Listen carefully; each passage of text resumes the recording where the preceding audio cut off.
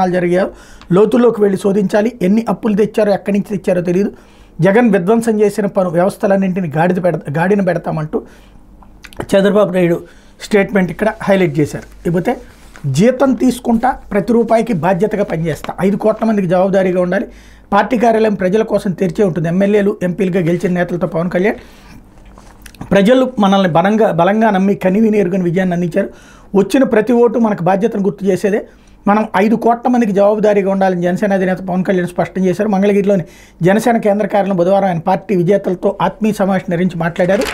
ఈ సందర్భంగా ఆయన ఏం మాట్లాడారంటే, ప్రజలు తమ కష్టం నుంచి పన్నుల రూపంలో కట్టే సొమ్మును ఓ ప్రజాప్రతినిధిగా జీతం రూపంలో బాధ్యతగా తీసుకుంటాను.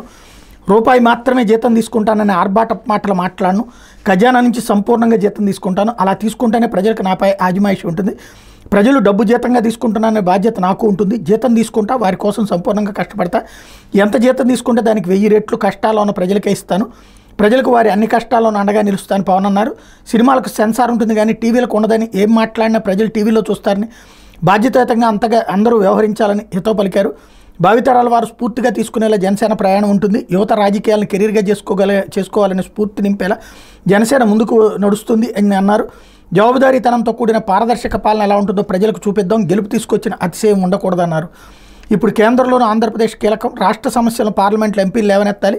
దేశమంతా జనసేన వాణి వినిపించేలా ఎంపీలు పనిచేయాలి.